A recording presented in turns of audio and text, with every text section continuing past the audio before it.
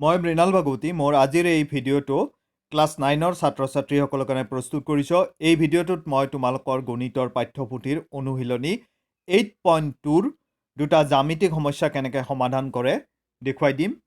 কিন্তু এই জ্যামিতিক সমস্যা দুটা সমাধান কৰাৰ আগতে তোমালোকে এটা উপপাদ্যৰ বিষয়ে জানিব লাগিব, আৰু এই উপপাদ্যটো হৈছে মধ্যবিন্দু উপপাদ্য।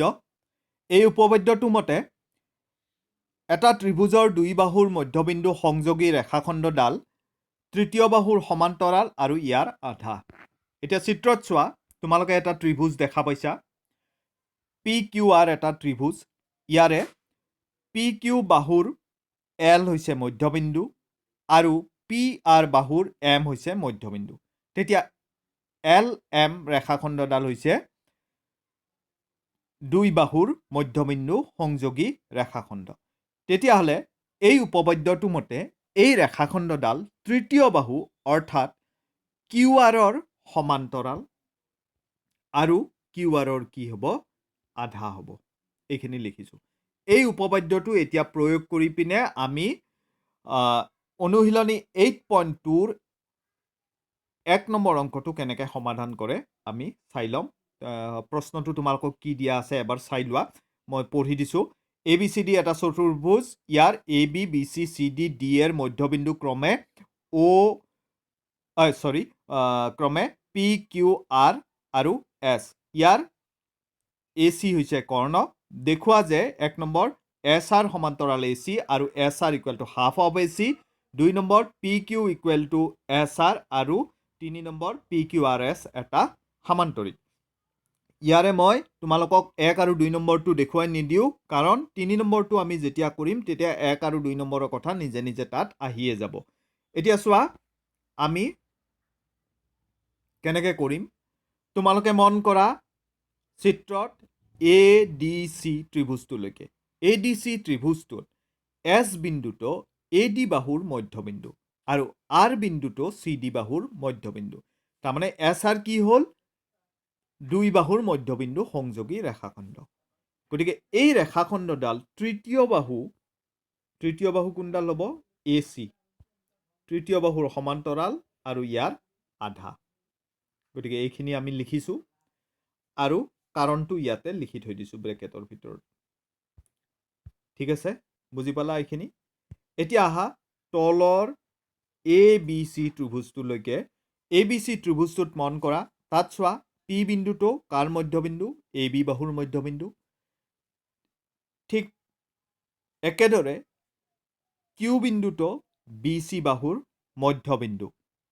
গতিকে পি কিউ হ'ল মধ্যবিন্দু সংযোগী ৰেখাখণ্ড। গতিকে এই ৰেখাখণ্ডডাল তৃতীয় বাহু অৰ্থাৎ এ চিৰ কি হ'ব? সমান্তৰাল আৰু এ চিৰ আধা। কাৰণটো একে, মধ্যবিন্দু উপপাদ্য, এইটো লিখি থোৱা হৈছে ব্ৰেকেটত। এতিয়া চোৱা 1 নম্বৰ আৰু 2 নম্বৰ সমীকৰণত মন কৰা। 1 নম্বৰ আৰু 2 নম্বৰ সমীকৰণত। 1 নম্বৰ সমীকৰণত চোৱা এছ আৰ এ চিৰ সমান্তৰাল। 2 নম্বৰ সমীকৰণত চোৱা পি কিউ এ চিৰ সমান্তৰাল। তাৰমানে আমি কি ক'ব পাৰোঁ? এছ আৰ আৰু পি কিউ দুয়ো একে ৰেখাখণ্ড এ চিৰ সৈতে সমান্তৰাল। তাৰমানে এছ আৰ আৰু পি কিউ কি হ'ব? পৰস্পৰ সমান্তৰাল হ'ব। তেনেকে 1 নম্বৰত চোৱা এছ আৰ কাৰ আধা? এ চিৰ আধা। 2 নম্বৰত চোৱা পি কিউ কাৰ আধা? এ চিৰ আধা। তাৰমানে এছ আৰ আৰু পি কিউ দুয়ো একে ৰেখাখণ্ড এ চিৰ আধাৰ সৈতে সমান। তাৰমানে এছ আৰ আৰু পি কিউ কি হ'ব? সমান হ'ব। গতিকে 1 আৰু 2ৰ পৰা আমি কি পাব পাৰোঁ? এই কথাখিনি আমি পাব পাৰোঁ। মই এনলাৰ্জ কৰি দিছোঁ অকণমান, চোৱা 1 আৰু 2ৰ পৰা পাওঁ, এইখিনি পাওঁ। মই যোনখিনি কথা মুখেৰে ক'লোঁ এইখিনি ইয়াতে লিখা আছে, এই কথাখিনি পাওঁ। এতিয়া চোৱা পি কিউ আৰ এছ চতুৰ্ভুজৰ এছ আৰ আৰু পি কিউ হৈছে বিপৰীত বাহু। গতিকে এজৰ বিপৰীত বাহু আমি কি পালোঁ? সমান আৰু সমান্তৰাল পালোঁ। গতিকে যদি এটা চতুৰ্ভুজৰ এজৰ বিপৰীত বাহু সমান আৰু সমান্তৰাল হয়, তেতিয়াহ'লে সেই চতুৰ্ভুজটোক আমি কি বুলি ক'ব পাৰোঁ? সামান্তৰিক বুলি ক'ব পাৰোঁ। গতিকে পি কিউ আৰ এছ আমি এটা কি? সামান্তৰিক পাই গ'লোঁ। এতিয়া 2 নম্বৰ অংকটোলৈকে আহা। 2 নম্বৰ অংকটোত তোমালোকক কি কৈছে? এ বি চি ডি এটা ৰম্বাস দিয়া আছে আৰু A B B C C D আৰু ডি এ বাহুৰ মধ্যবিন্দু ক্ৰমে পি কিউ আৰ আৰু এছ। এতিয়া তোমালোকে কি দেখুৱাব লাগে? পি কিউ আৰ এছ এটা আয়ত বুলি প্ৰমাণ কৰিব লাগে। তেতিয়াহ'লে ইয়াত আমি কিছু কথা অংকন কৰি লৈছোঁ। কি অংকন কৰিছোঁ? এ আৰু চি বিন্দু স্কেলেৰে লগ লগাই দিছোঁ, তেতিয়া এ চি কৰ্ণডাল পাইছোঁ। বি আৰু ডি বিন্দু স্কেলেৰে লগ লগাই দিছোঁ, তেতিয়া আমি বি ডি কৰ্ণডাল পাইছোঁ। আৰু এ চি আৰু বি ডিয়ে এটা বিন্দুত ছেদ কৰিছে পৰস্পৰক, আৰু এই বিন্দুটো আমি অ হিচাপে চিহ্নিত কৰিছোঁ, মাৰ্ক কৰা হৈছে। এই কথাখিনি আমি ইয়াতে লিখি লৈছোঁ। চোৱা, এই কথাখিনি ইয়াতে লিখি লোৱা হৈছে। অংকন বুলি লিখিব লাগিব। এ চি আৰু বি ডি সংযোগ কৰি ইহঁতৰ ছেদ বিন্দুটো অ হিচাপে চিহ্নিত কৰা হ'ল। তেনেকে চোৱা, পি এছ বা এছ পি আৰু এ চিয়ে এটা বিন্দুত ছেদ কৰিছে। সেই বিন্দুটো আমি কি হিচাপে মাৰ্ক কৰিছোঁ? সেই বিন্দুটো আমি এল হিচাপে মাৰ্ক কৰিছোঁ। আৰু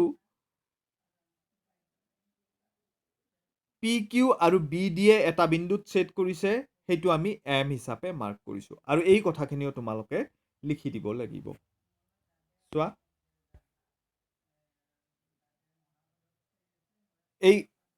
এই কথাখিনি আমি লিখিছোঁ। একেদৰে এছ পি আৰু এ চিৰ ছেদ বিন্দুটো এল হিচাপে আৰু পি কিউ আৰু বি ডিৰ ছেদ বিন্দুটো এম হিচাপে চিহ্নিত কৰা হ'ল। এতিয়া আমি প্ৰমাণখিনি কৰিম। কেনেকৈ প্ৰমাণ কৰিম? একে উপপাদ্যটো প্ৰয়োগ কৰিব লাগিব। প্ৰয়োগ কৰি পিনে আমি কি দেখুৱাব লাগিব? আয়ত বুলি দেখুৱাব লাগে। গতিকে আমি প্ৰথম কি কৰিম? চোৱা, চিত্ৰটোলৈকে চোৱা, যে এটা ত্ৰিভুজৰ দুই বাহুৰ মধ্যবিন্দু সংযোগী ৰেখাখণ্ডডাল তৃতীয় বাহুৰ সমান্তৰাল আৰু আধা। সেই কথাখিনি যদি আমি ইয়াতে প্ৰয়োগ কৰোঁ, তেতিয়াহ'লে আমি কি ক'ব পাৰিম? এইটো আৰু এইটো, এছ আৰ আৰু এ চি কি হ'ব? আমাৰ সমান্তৰাল। তেনেকে পি কিউ আৰু এ চি সমান্তৰাল। লগতে এছ আৰটো এ চিৰ আধা আৰু পি কিউটো এ চিৰ আধা। কাৰণটো হৈছে এইটো মিড পইণ্ট থিয়ৰাম, মধ্যবিন্দু উপপাদ্য। গতিকে এইখিনি হৈ গ'ল। ঠিক আছে। গতিকে যদি এইটো হয়, তেতিয়াহ'লে আমি কি ক'ব পাৰিম?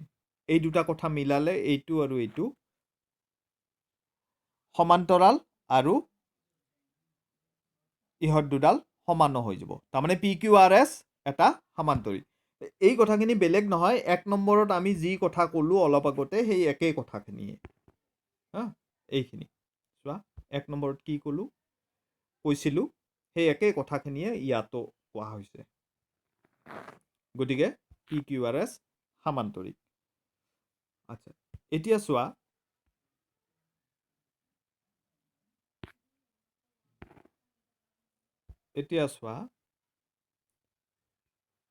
এইডাল এ চি আৰু পি কিউ সমান্তৰাল। যদি এ চি আৰু পি কিউ সমান্তৰাল হয়, এ চিৰ এটা খণ্ড টুকুৰা, অৰ্থাৎ এইটো এল অ', আৰু পি কিউৰ এটা খণ্ড, এইখিনিও সমান্তৰাল হ'ব। ব্লু দুডাল যদি সমান্তৰাল হয়, তেতিয়াহ'লে ইহঁতৰ খণ্ড, ব্লু দুডালৰ খণ্ড, এই ব্লেক খণ্ড দুটাও কি হ'ব? সমান্তৰাল হ'ব। তাৰপিছত এইডাল আৰু এইডালো সমান্তৰাল। যদি এই অৰেঞ্জ দুডাল সমান্তৰাল হয়, তেতিয়াহ'লে এই অৰেঞ্জ দুডালৰ খণ্ড, এইটো আৰু এইটো গ্ৰীণটোও সমান্তৰাল। তাৰমানে পি এম অ' এল চতুৰ্ভুজটোৰ দুযোৰ বিপৰীত বাহু কি পালা? সমান্তৰাল পালা। গতিকে পি এম অ' এল চতুৰ্ভুজটো এটা কি হ'ব? সামান্তৰিক হ'ব। এটা চতুৰ্ভুজৰ যদি দুযোৰ বিপৰীত বাহু সমান্তৰাল হয়, তেতিয়াহ'লে সেই চতুৰ্ভুজটোক আমি কি বুলি ক'ব পাৰোঁ? সামান্তৰিক বুলি ক'ব পাৰোঁ। তেতিয়াহ'লে সেই কথাখিনিৰ পৰা আমি কি কৈছোঁ LPMO এটা সামান্তৰিক তাৰপিছত চোৱা আমি জানো যে ৰম্বাছৰ কৰ্ণ দুডাল পৰস্পৰ লম্বভাৱে সমদ্বিখণ্ডিত হয় চিত্ৰটোলৈকে ঘূৰি আহা চোৱা ABCD এটা আমাৰ কি আছিল ৰবা B2 উলিয়াই লওঁ আচ্ছা ABCD এটা কি আছিল ৰম্বাছ আছিল গতিকে AC আৰু BD তাৰ কৰ্ণ গতিকে আমাৰ এই কোণটো কিমান হ'ব 90 ডিগ্ৰী হ'ব কাৰণ পৰস্পৰ লম্বভাৱে এই কৰ্ণ দুডাল সমদ্বিখণ্ডিত হয় এতিয়া আমি চোৱা এইটো LPMO সেইটো এটা আমি কি দেখুৱাইছো সামান্তৰিক দেখুৱাইছো গতিকে সামান্তৰিকৰ বিপৰীত কোণবিলাক সমান হয় গতিকে এইটো আৰু এইটো কোণ সমান হ'ব কিন্তু এইটো কোণ আমাৰ 90 ডিগ্ৰী এইটো কোণ গতিকে এইটো কোণো আমাৰ 90 ডিগ্ৰী হ'ব এইটোও 90 গতিকে এইটো কাৰ সৈতে সমান ইয়াৰ সৈতে সমান গতিকে এই কোণটোও কিমান হ'ব 90 ডিগ্ৰী হ'ব তাৰমানে এংগল LPM কিমান 90 ডিগ্ৰী যদি এংগল LPM এইটো যদি 90 হয় এইটো 90 মানে এই কোণটোও 90 হয়নে সেই কথাখিনিকে আমি এতিয়া লিখিম চোৱা কেনেকৈ লিখিম এইটো চোৱা যিহেতু ৰম্বাছৰ কৰ্ণ দুডাল পৰস্পৰ লম্বভাৱে সমদ্বিখণ্ডিত তাৰ কাৰণে এই কোণটো 90 কিন্তু এইটো এটা সামান্তৰিক দেখুৱাইছিলোঁ আমি আৰু সামান্তৰিকৰ বিপৰীত কোণ দুটা সমান গতিকে এইটো যিহেতু 90 গতিকে এইটোও 90 সেই কথাটো ইয়াতে লিখিছোঁ গতিকে এইটো 90 যদি এইটোও 90 গতিকে আমি কি পালোঁ PQRS এটা সামান্তৰিক পালোঁ য'ত এটা কোণ আমি কি 90 ডিগ্ৰী পালোঁ গতিকে এই সামান্তৰিকটোক PQRSটোক আমি কি বুলি ক'ব পাৰোঁ আয়ত ক'ব পাৰোঁ কিয় এটা সামান্তৰিকৰ এটা কোণ 90 ডিগ্ৰী মানে সামান্তৰিকটো কি হ'ব আয়ত হৈ যাব চোৱা এইটো তাৰমানে কি পাইছিলোঁ জানা এই PQRS এটা সামান্তৰিক পাইছোঁ আৰু এই সামান্তৰিকটোৰ এই কোণটো আমি 90 ডিগ্ৰী পাইছোঁ তাৰমানে PQRS সামান্তৰিকটো কি হৈ যাব এটা আয়ত গতিকে মই আশা কৰিছোঁ তোমালোকে এই অংকটো বুজি পাইছা তোমালোকে পেজবিলাক ৰখাই লিখা কথাখিনি চাই ল'বা তেতিয়া খেলি মেলি নালাগিব লগতে লিখি ল'বা বহি উলিয়াই পিনে মই পেজবিলাক অলপ সময় ৰখাই দিছোঁ তোমালোকে পজ কৰি ল'বা ভিডিঅ'টো লৈ পিনে এই ষ্টেপছবিলাক লিখি ল'বা লিখি লৈ গোটেই কথাখিনি ভালকৈ বুজিবলৈ যত্ন কৰিবা গতিকে মোৰ ভিডিঅ'টো ইয়াতে সমাপ্ত কৰিলোঁ মই